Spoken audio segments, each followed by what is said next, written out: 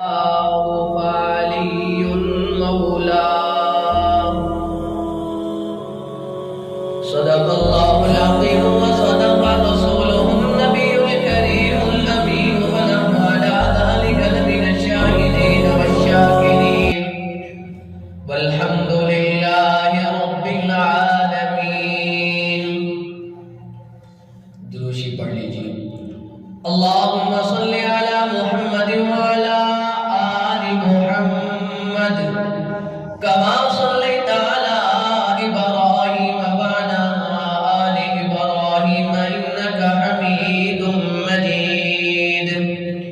اللهم بارك على محمد وعلى آل محمد كما باركت على إبراهيم وعلى آل إبراهيم إنك حميد مجيد. اللهم صل على سيدنا ومولانا محمد النبي الأمي وعلى آله وصحبه وسلم تسليما. اللهم صل على سيدنا ومولانا محمد عبدك ورسولك وصل على المؤمنين والمؤمنات والمسلمين والمسلمات.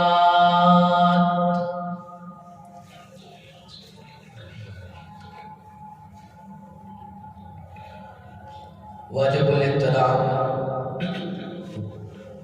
قابل عزت سامعین مکرم،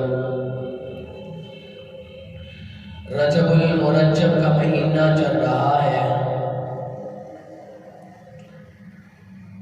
اس مہینے کے بعد تقریباً 1.5 مہینے بعد رمضان المبارک کا مبارک سعادتوں والا مہینہ شروع ہو رہا ہے. دعا ہے کہ اللہ رب العزت ہمیں ان بقیہ ایام میں رمضان کی تیاری کی توفیق نصیب فرمائے اور رمضان المبارک کی پوری برکات حاصل کرنے کی توفیق نصیب فرمائے. آج کے جمعۃ المبارک میں آپ حضرات کے سامنے جس عنوان پر گفتگو کرنا چاہتا ہوں، جس موضوع پر کچھ گفت و شنید کر کے حاضرین ان کے دربار میں لگوانا چاہتا ہوں، وہ موضوع فاتح خیبر، داماد رسول، خلیفہ چہاروں، علم صرف و نحو کے بانی، امام الاولیاء، سلطان المتقین، حضرت سیدنا علی المرتضیٰ رضی اللہ تعالی عنہ کی شان مبارکہ ہے. سیدنا علی المرتضیٰ رضی اللہ تعالی عنہ اور دیگر صحابہ یہ وہ شخصیات ہیں کہ ان کی مدح و ثنا، ان کی تعریف توصیف اگر میں اور آپ کرتے ہیں تو ہم ان کے غلاموں میں اپنا نام لکھوا رہے ہیں، وگرنہ تو وہ بندے، وہ لوگ، وہ نفوس مقدسہ، ان کی تعریف سے تو اللہ کا قرآن بڑا بڑا ہے اور محمد کا فرمان بڑا ہوا ہے. ان کی تعریف، ان کی ذات ہماری 2 لفظوں کی محتاج نہیں ہے. یہ ہم اپنا نام ان کے غلاموں میں لکھوانے کے لیے ان کے تذکرے کرتے ہیں. سیدنا علی المرتضیٰ رضی اللہ تعالی عنہ کی پیدائش نبی علیہ السلام کے 30 سال بعد ہوئی. سیدنا علی المرتضیٰ رضی اللہ تعالی عنہ نبی علیہ السلام کے چچا زاد بھائی تھے، ابو طالب کے بیٹے تھے، فاطمہ بنت اسد کے بیٹے تھے. سیدنا علی المرتضیٰ رضی اللہ تعالی عنہ وہ مقدس شخصیت ہے، ان کو وہ رتبہ ملا کہ ابھی ان کی عمر صرف 2 سال کی تھی تو ان کو میرے نبی نے اپنی تربیت میں لے لیا تھا۔ اس کی وجہ یہ تھی کہ جو حضرت علی کے والد ابو طالب تھے ان کی اولاد بہت زیادہ تھی، لیکن ان کے پاس مال بہت کم تھا، وہ بیچارے اپنی اولاد کو سنبھال نہیں سکتے تھے۔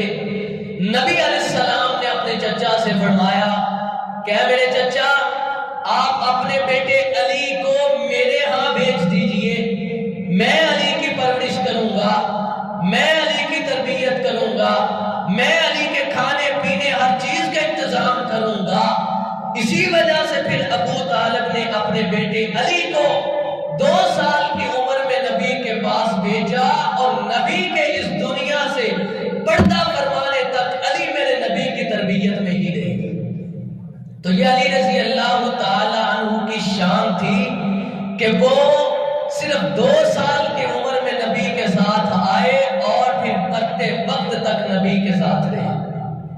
پھر میرے دوستوں، سیدنا علی المرتضی رضی اللہ تعالی عنہ کا اسلام قبول کرنا، سیدہ خدیجہ الکبریٰ جو نبی علیہ السلام کی سب سے پہلی بیوی تھی، وہ اور نبی علیہ السلام گھر میں عبادت کر رہے ہیں۔ اسلام کا ابتدائی دور ہے، کافروں سے چھپ کے عبادت کی جا رہی ہے۔ سیدنا علی المرتضی نے دیکھا کہ یہ کچھ نیا ہو رہا ہے، میں نے پہلے کبھی نہیں دیکھا کہ یہ عبادت نماز پڑھی جا رہی ہے۔ جب سیدہ خدیجہ اور رسول اللہ صلی اللہ علیہ وسلم نماز سے فارغ ہوئے تو سیدنا علی المرتضی نے پوچھا، ہے میرے بھائی محمد، آپ یہ کیا کر رہے تھے؟ جب نبی علیہ السلام سے یہ سوال کیا تو میرے اللہ کے نبی نے سیدنا علی کو دعوت دی، توحید کی دعوت دی، رسالت کی دعوت دی۔ آپ نے فرمایا، علی، میں اللہ کی طرف سے رسول بنا کے بھیجا گیا ہوں، میرے ہاتھ پہ کلمہ پڑھ لیجئے، مسلمان ہو جائیے۔ ابھی علی المرتضی کی عمر بہت کم تھی، بچے تھے۔ کہا، اے میرے بھائی محمد، میں اپنے والد گرامی سے پوچھ کے پھر آپ کو بتاؤں گا۔ والد کے پاس گئے، والد کو بتایا، والد نے کہا جیسے تیرا دل کرتا ہے کر لے۔ علی المرتضی واپس آئے اور آ کے کہا کہ میرے بھائی محمد، ہاتھ میں ہاتھ لیجئے اور مجھے کلمہ پڑھا کے مسلمان کیجئے۔ یہ سیدنا علی رضی اللہ تعالی عنہ کا قبول اسلام ہے۔ آج کے بچوں پہ احسان ہے میرے علی کا کہ علی نبی چھوٹے ہوتے، بچے ہوتے ہی اسلام قبول کر لیا تھا۔ پھر میرے دوستو، اسلام قبول کرنے کے بعد ایک وہ منظر بھی تھا کہ نبی علیہ السلام کو اللہ رب العزت نے حکم دیا، وَأَنذِرْ عَشِيرَتَكَ الْأَقْرَبِينَ، کہ اے میرے محبوب، اپنے رشتہ داروں کو جمع کر کے ان کو دین کی دعوت دیجئے، اعلانیہ دعوت دیجئے۔ نبی علیہ السلام نے سیدنا علی سے فرمایا، اے علی، ایک دعوت کا انتظام کیجئے اور اس میں پورے قریش کے خاندان کو بلائیے۔ اب سیدنا علی رضی اللہ تعالی عنہ نے دعوت کا انتظام کیا، سارا قریش کا خاندان جمع ہو گیا۔ نبی علیہ السلام نے سب کو کھانا کھلایا۔ کھانا کھلانے کے بعد نبی علیہ السلام کھڑے ہوئے، آپ نے اپنے دین کی دعوت دی، اللہ کی توحید کی دعوت دی، اپنی رسالت کی دعوت دی۔ جب آپ نے یہ اعلان نبوت کیا تو آپ کے سارے خاندان میں سے کسی نے آپ کے ہاتھ پہ لبیک نہیں کہا، الٹا آپ کے سکے چچا ابو لہب نے کہا، تبا لک یا محمد، نعوذ باللہ، وہ میرے آقا کو گالی دینے لگا۔ جب یہ سارا منظر علی دیکھ رہے تھے، علی عمر میں چھوٹے تھے، فوراً کھڑے ہوئے، کہا، اے اللہ کے نبی، اے اللہ کے رسول، میں آپ کا ساتھ دوں گا، میں آپ کے ہاتھ پہ لبیک کہتا ہوں۔ میرے نبی نے فرمایا، علی آپ بیٹھ جائیے، تشریف رکھیے۔ علی بیٹھ جاتے ہیں، نبی پھر دعوت دیتے ہیں، پھر ان کے سامنے اپنی توحید کا اعلان کرتے ہیں، اپنی رسالت کی دعوت دیتے ہیں۔ قریش کے 40 لوگ آپ کو دیکھتے ہیں، لیکن آپ کی دعوت کو کوئی نہیں منظور کرتا، کوئی آپ کی آواز پہ لبیک نہیں کہتا۔ علی پھر کھڑے ہو جاتے ہیں، کہتے ہیں، یا رسول اللہ، میں آپ پہ جان فدا کر دوں گا، میں آپ کی دعوت کو مانوں گا، میں آپ کی تبلیغ کو مانوں گا۔ نبی علیہ السلام نے علی کی آواز سنی، پھر فرمایا علی آپ تشریف رکھیے. پھر علی کا نبی علیہ السلام تیسری مرتبہ دعوت دیتے ہیں کہ لوگوں اللہ کا کلمہ پڑھ لو, میری رسالت کو مان لو, کامیاب ہو جاؤ گے. آپ کے سگے رشتہ دار, آپ کے چچے ان پوری محفل میں بیٹھے ہوئے تھے, لیکن کسی نے آپ کی دعوت کو نہیں مانا.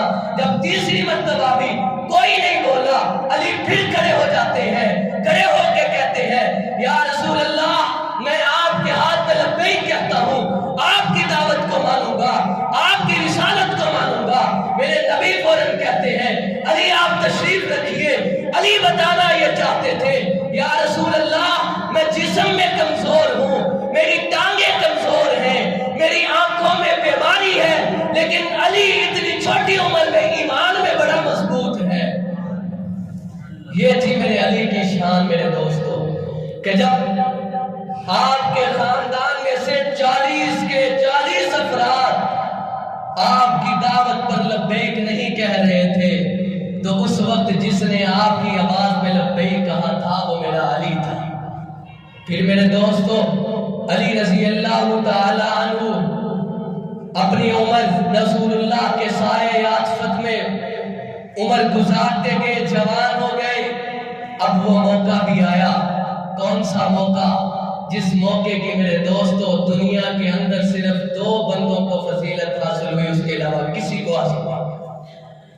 علی رضی اللہ تعالی عنہ مدینہ کے بازار میں جا رہے تھے, پیچھے سے صدیق اکبر رضی اللہ تعالی عنہ آئے, آ کے علی کے کندھے پہ ہاتھ رکھا. ہاتھ رکھنے کے بعد فرمایا میرے بھائی علی, رسول اللہ کی لگتے جگر, رسول اللہ کے جگر کا ٹکڑا فاطمہ جوان ہو چکی ہے. علی میں یہ چاہتا ہوں تو اللہ کے نبی کے پاس جا کے فاطمہ کے لیے رشتہ مانگ. علی فرمانے لگے کہ ابو بکر مجھے شرم آتی ہے, میں کیسے جاؤں. ابو بکر صدیق نے فرمایا علی تو جا تو صحیح, اللہ کے نبی تجھے رشتہ دیں گے. ابو بکر یہ بات کہہ کے واپس آئے تھے عمر بھی چلے گئے. جا کے عمر کہنے لگے علی میرا دل یہ چاہتا ہے کہ تو جا کے نبی سے فاطمہ کا رشتہ مانگ. علی نے یہی جواب دیا کہ عمر مجھے شرم آتی ہے, میں اللہ کے نبی کے پاس کیسے رشتہ مانگنے جاؤں. جب ابو بکر عمر رضی اللہ تعالی عنہما نے علی کو اس بات کے لیے آمادہ کیا, علی رضی اللہ تعالی عنہ مسجد نبوی میں تشریف لے گئے. اللہ کے نبی نے دیکھا تو اہلاً و سہلاً فرمایا. علی جا کے نبی کے پاس بیٹھ گئے. نبی علیہ السلام بھی چپ بیٹھے ہیں, علی بھی شرم کے مارے چپ بیٹھے ہیں, اسی طرح اٹھ کے واپس چلے جاتے ہیں. ابو بکر نے پوچھا علی کیا بات کر کے آئے ہو. علی فرمانے لگے کہ ابو بکر مجھے تو شرم آنے لگی, میں نے اللہ کے نبی سے کوئی بات نہیں کی. ابو بکر فرمانے لگے کہ علی میں نبوت کے رازوں کو جانتا ہوں, میں اللہ کے نبی کا شروع سے دوست ہوں, اللہ کے نبی کے رازوں کو جاننے والا ہوں. علی فاطمہ کا رشتہ اللہ تجھے ہی دے گا. ادھر سے میرے نبی نے فرمایا تھا میں قربان جاؤں ابو بکر و عمر کی قسمتوں پر, میں قربان جاؤں عثمان و علی معاویہ کی قسمتوں پر. اللہ کے نبی نے فرمایا تھا لوگوں میں نے کسی عورت سے شادی نہیں کی, میرے اللہ نے مجھے حکم دیا تھا کہ میرے محبوب فلاں عورت سے شادی کیجئے, اے میرے محبوب فلاں عورت سے شادی کیجئے. میرے اللہ کے نبی نے فرمایا تھا لوگوں میری 4 بیٹیاں ہیں, میرے اللہ نے مجھے حکم دیا تھا کہ میرے محبوب اپنی فلاں بیٹی کا رشتہ فلاں کے ساتھ کیجئے. میں قربان جاؤں عثمان تیری عظمت پر.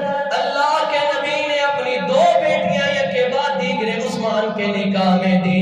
اب علی رضی اللہ تعالی عنہ مسجد نبوی میں تشریف لاتے ہیں. اللہ کے نبی پوچھتے ہیں کہ اس علی کیسے آنا ہوا. اس علی رضی اللہ تعالی عنہ بتاتے ہیں کہ اللہ کے نبی رشتے کے بارے میں آیا ہوں. اللہ کے نبی نے فرمایا علی تیرے پاس مہر کی رقم ہے ادا کرنے کے لیے. کہا اللہ کے نبی 1 زیرہ کے علاوہ میرے پاس کچھ نہیں ہے. اللہ کے نبی نے فرمایا کو بازار میں فروخت کر کے آ اور مہر کی رقم لے کے آ۔ علی رضی اللہ تعالیٰ عنہ بازار میں جاتے ہیں، جب زیرہ بیچنے کے لیے بازار میں پہنچتے ہیں تو آگے سے عثمان مل جاتے ہیں، پوچھتے ہیں کہ علی بھائی کہاں آنا ہوا؟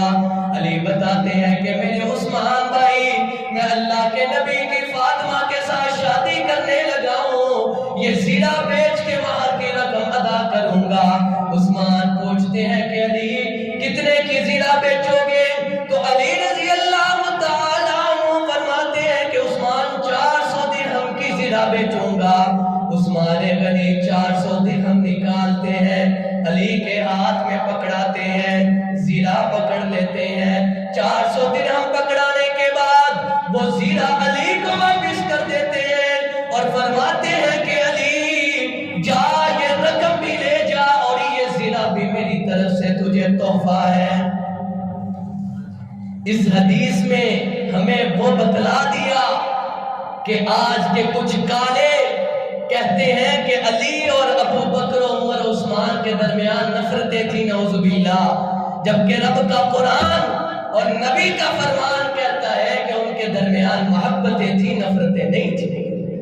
عثمان رضی اللہ تعالیٰ عنہ نے مہر کی رقم اپنی جیب سے ادا کی۔ پھر دیکھیے میرے دوستو، اب علی رضی اللہ تعالیٰ عنہ مہر کی رقم لے کے مسجد نبوی میں آئے، اللہ کے نبی بیٹھے ہیں، فرمایا انس ادھر آئیے، رسول اللہ کے خادم تھے انس جائیے، جا کے نکاح کے گواہوں کو بلا کے لے کے آئیے۔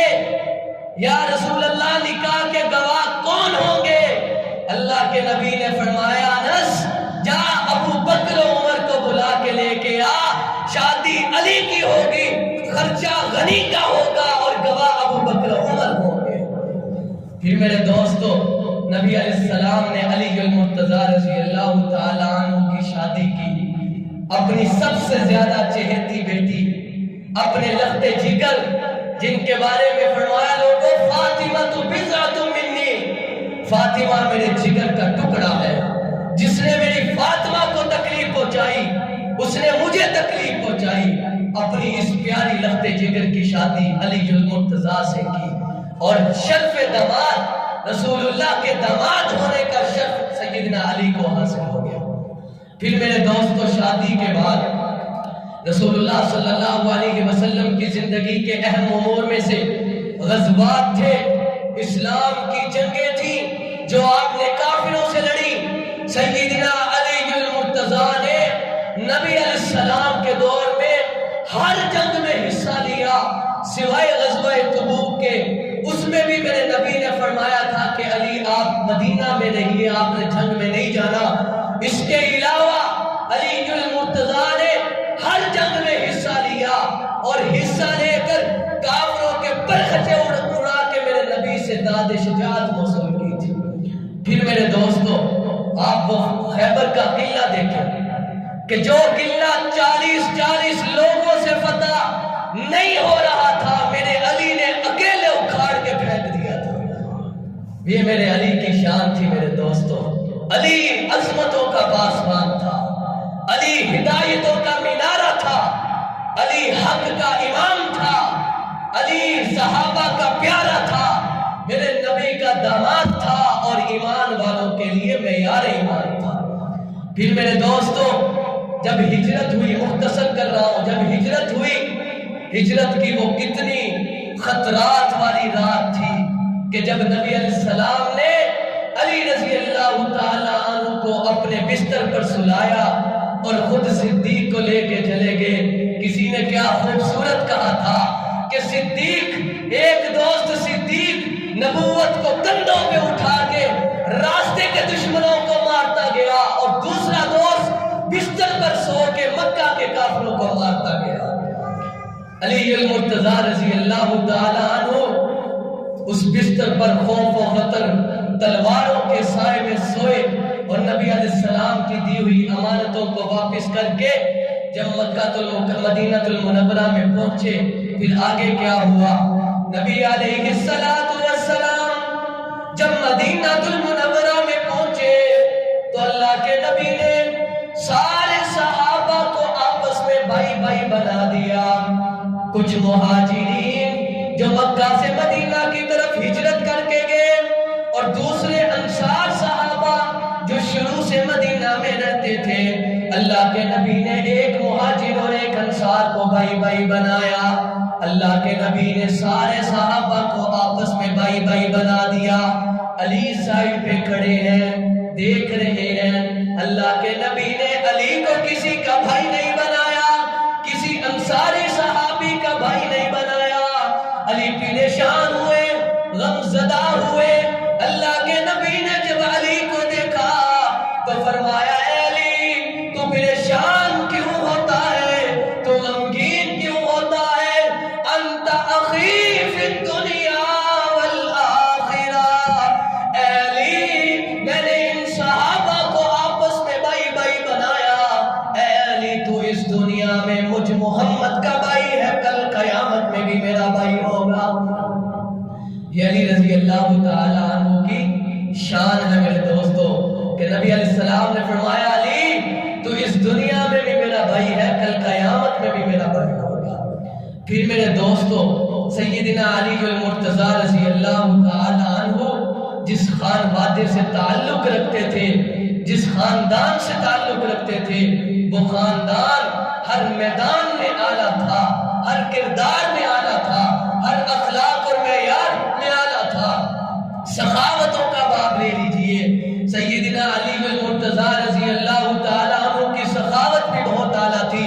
صرف ایک آخری واقعہ، سیدنا علی المرتضیٰ رضی اللہ تعالیٰ عنہ کسی کے باغ میں مزدوری کرتے ہیں، مزدوری کرتے ہیں، پوری رات باغ کو پانی لگاتے ہیں۔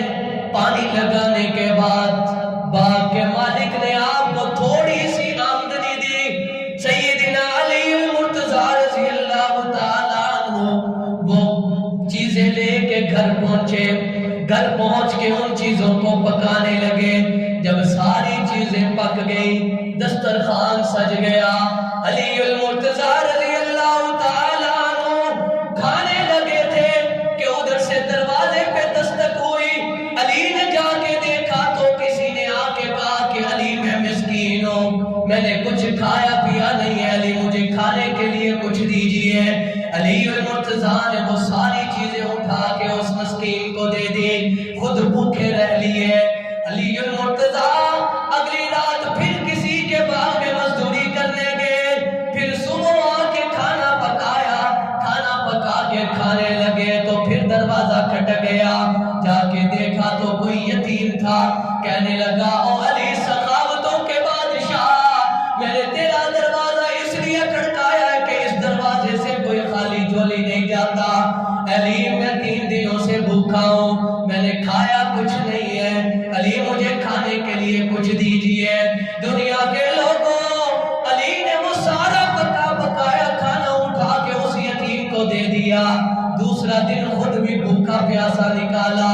تیسرا دن آیا، تب کھانا پکا کے دسترخوان پہ رکھا تو دروازہ کھٹک گیا۔ علی اٹھ کے گئے، جا کے پوچھا تو کہا، اے علی میں قیدی ہوں، رہا ہو کے آیا ہوں، میں نے کئی دنوں سے کھایا پیا نہیں، علی مجھے کچھ کھانے پینے کے لیے دے دے۔ اور سخاوتوں کے بادشاہ نے اور ولیوں کے امام نے اور میرے اور آپ کے امام سیدنا علی المرتضیٰ رضی اللہ تعالیٰ عنہ نے تیسرے دن بھی وہ کھانا اٹھا کے اس قیدی کو دے دیا۔ 3 دن بھوکے اور پیاسے گزارے۔ جب میرے اللہ نے عرشوں پہ یہ نظارہ دیکھا، میرے اللہ نے علی کی 3 دن کی بھوک اور پیاس کو دیکھا، تو اللہ نے فوری جبرائیل کو قرآن دے کے بھیج دیا اور فرمایا، وَيُطْعِمُونَ الطَّعَامَ عَلَىٰ حُبِّهِ مِسْكِينًا وَيَتِيمًا وَأَسِيرًا۔ وہ لوگوں، میرا علی تو ایسا ہے کہ وہ میری خاطر یتیموں، فقیروں اور مسکینوں پہ کھانے فدا کر دیتا ہے۔ یہ تھی میرے علی رضی اللہ تعالیٰ عنہ کی سخاوت میں دوستو، کہ خود 3 دن تک بھوکے رہے، لیکن گھر سے کسی کو خالی نہیں جانے دیا۔ ان کی شان، ان کی عظمتیں بہت بلند ہیں۔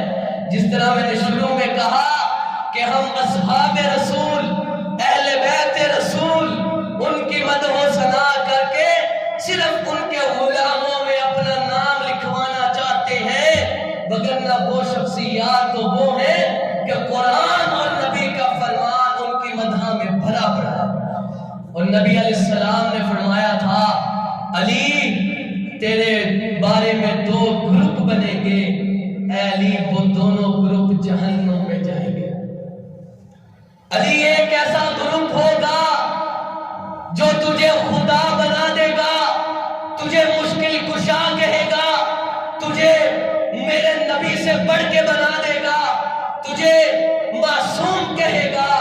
علی وہ گروپ تجھے محبت میں عیسائیوں کی طرح عیسیٰ کو خدا بنا ڈالا تھا، علی وہ تجھے بھی اوپر تک لے جائیں گے، علی وہ بھی جہنم میں جائیں گے۔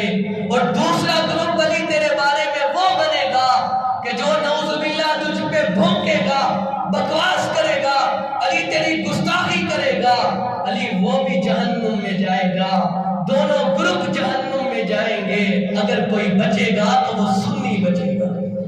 سنی کیا کہتا ہے؟ سنی کا علی کے بارے میں عقیدہ کہ میرے علی خلیفہ چہارم تھے، میرے علی نبی کے داماد تھے، میرے علی متقیوں کے سردار تھے، میرے علی ابو بکر عمر کے وزیر تھے، میرے علی عثمان کے مشیر تھے، میرے علی صحابہ کے پیارے تھے، میرے علی اصحاب رسول کے محب تھے، میرے علی لوگوں کو علم بتانے والے تھے، تقویٰ بتانے والے تھے، لوگوں کو سیدھے راہ کی ہدایت دینے والے تھے۔